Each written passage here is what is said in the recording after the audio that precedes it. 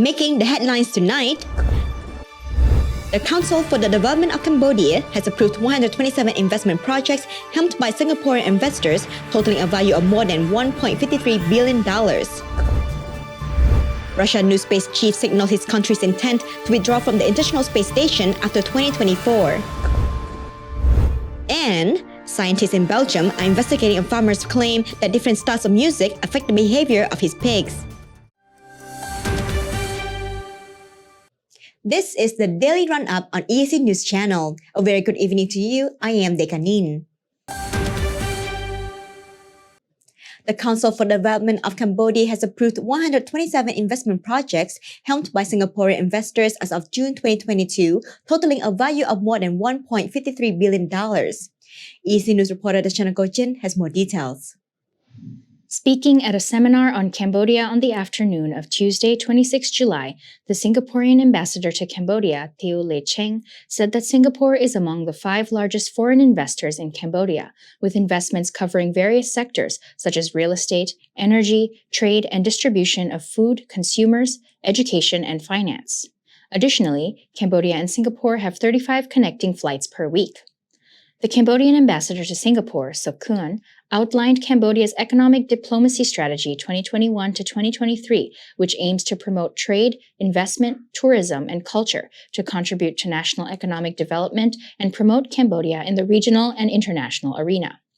Cambodia has been working and strengthening its efforts to promote and implement this economic diplomacy strategy to attract more investment and tourists to the country. Ambassador Sok Kuan added that Cambodia, which is one of the fastest growing economies in Asia, had recovered from COVID-19 after successfully implementing a national vaccination campaign. As a result, economic growth in Cambodia is as high as ever. The Secretary General of the Council for the Development of Cambodia, Sok Chenda Sophia, also thanked Singaporean investors and businessmen for choosing to invest in Cambodia. He underlined that Cambodia's favorable investment environment offers a solid foundation for Singaporean investors to take advantage of the sectors of agriculture, food, services, and manufacturing. He also called for more investments to be made by Singaporean investors, which will contribute to the rapid recovery and development of the Cambodian economy. It should be noted that the Singapore investment project was approved by the FAC as of June 2022. It currently operates 127 projects in tourism, manufacturing, infrastructure, and other sectors, worth a total of $1.53 billion. Darshana Gochan, EAC News. The Secretary of State for the Ministry of Economy, Pan Paula, has said that in the strategy to recover from COVID-19, Cambodia has set 3 main goals: rehabilitation, reform, and strengthening of resilience to ensure Cambodia's ability to respond to future crises. EAC News reporter Anthony Ellis has further details. Speaking at the launch of the socio-economic impact evaluation of the COVID-19 cash transfer program for poor and vulnerable households during the COVID-19 on Wednesday at the Sofitel Hotel, Secretary of State Pan Pala said that the COVID-19 crisis caused the Cambodian economy to experience a slowdown for the first time in 2020. Though this experience, the royal government has put in place a recovery strategy to ensure the reliance of the economy after the COVID-19 pandemic, especially to ensure that Cambodia remains more stable and face the future crisis. He said, "The crisis will continue. The important thing is not only to recover in the short term, but to recover and stand in the long run." In 2020, the Cambodian economy decreased by about 3%, while in 2021 it once again grew by 3%. In 2022, the national economy is estimated to grow by around 5.4%.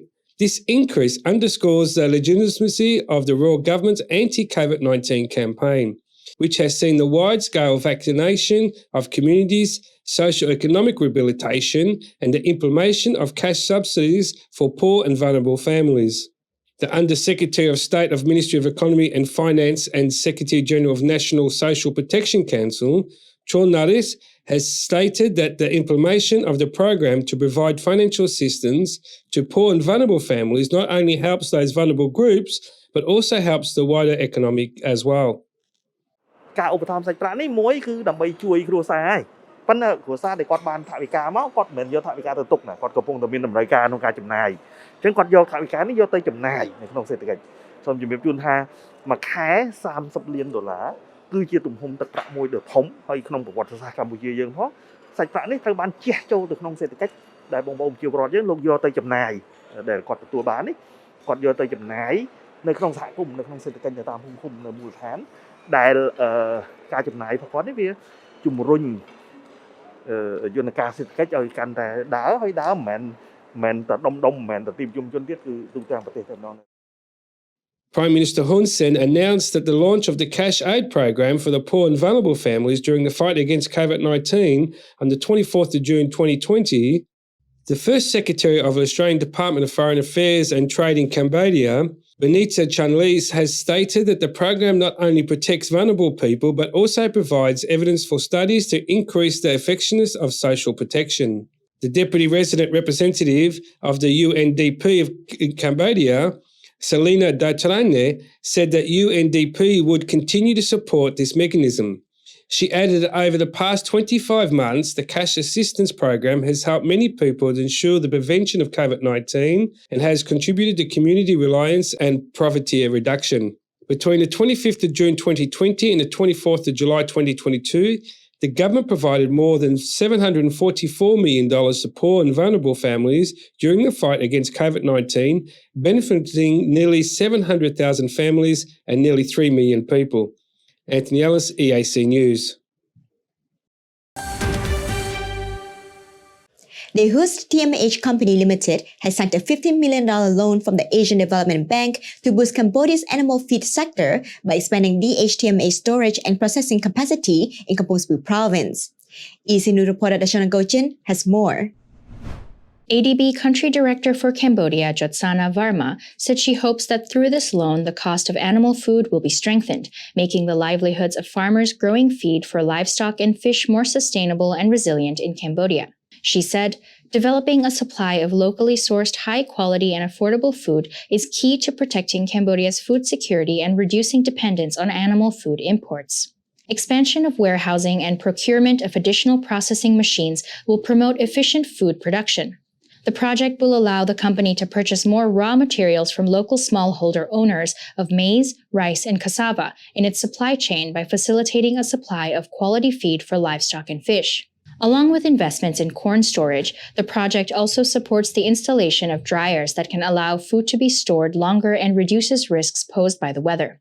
The Heus Asia CEO Gabor Flui has said that through the agreement with ADB, the focus on training and knowledge sharing with the motto Global Knowledge, Regional Impact will support and accelerate the sustainable development of the animal protein supply chain in Cambodia. The Minister of Agriculture of Cambodia, Veng Sakon, has stated his high appreciation for this cooperation and said that it would provide direct benefits to growers, ranchers, and production communities. He said, today's milestone is another breakthrough born of a concerted effort between stakeholders to reach a credit agreement to develop a food production chain for animals that the House has been actively working on, responding in time to the current increase in animal production.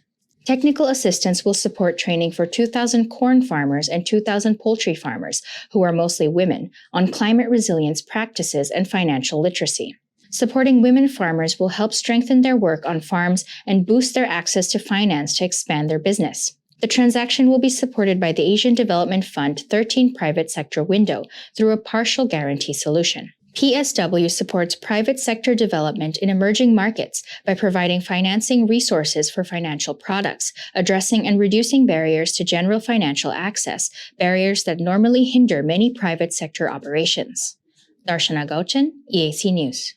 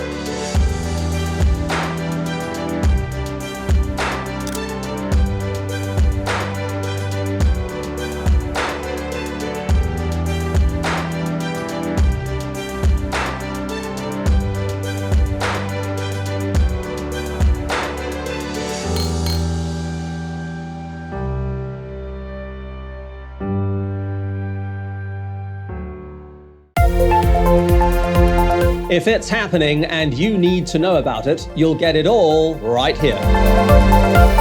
EAC News brings you updates and breaking news in English across all of our platforms and channels.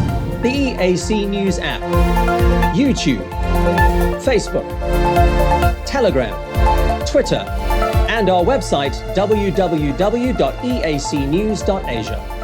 Join me and the rest of the EAC News team every day on your favorite channels.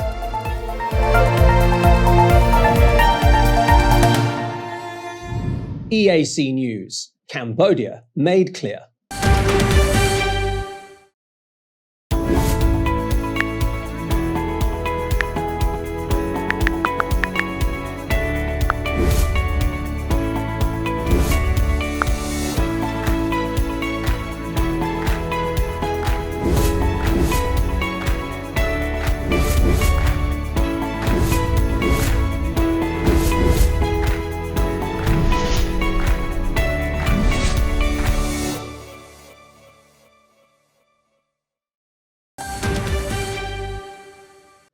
Russia's new space chief on Tuesday signaled his country's intent to withdraw from the International Space Station after 2024, but a senior NASA official said Moscow has not communicated its intent to pull out of the two-decade-old orbital partnership with the United States.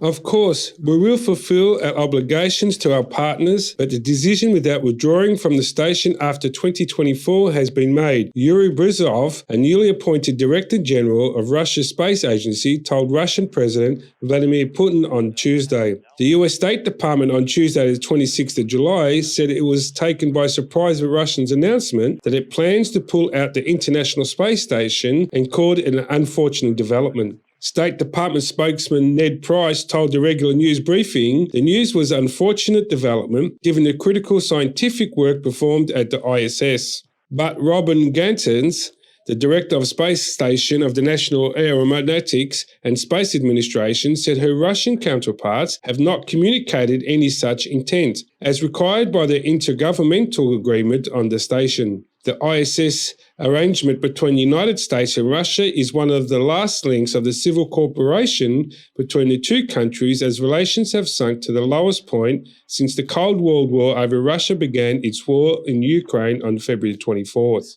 Still, NASA and Roscosmos, Russian space agency, have been in talks to extend Russia's participation on space station to 2030, and the White House earlier this year approved NASA's plans to continue running the orbital laboratory until then. NASA has seen Russia as critical to keeping the space station running, and the agency's officials are keeping the partnership in place to 2030, officials have previously said. A football field-sized orbital science laboratory some 250 miles or 400 kilometers from Earth, the station counts Canada, Japan and Europe space agencies as other key partners. Through Russia and the US are regarded as the outpost core stakeholders. Russian thrusters control the station's position in orbit, while an American power grid keeps the outpost running. Earlier this month, Russia and the US agreed to resume sharing astronaut flights to the space station, allowing cosmonauts to fly in American vehicles in exchange for American astronauts flying on Russia's Soyuz. We're less than 30 minutes away from docking today. Docking scheduled for 2:05 p.m. Central Time, 3:05 p.m. Eastern Time.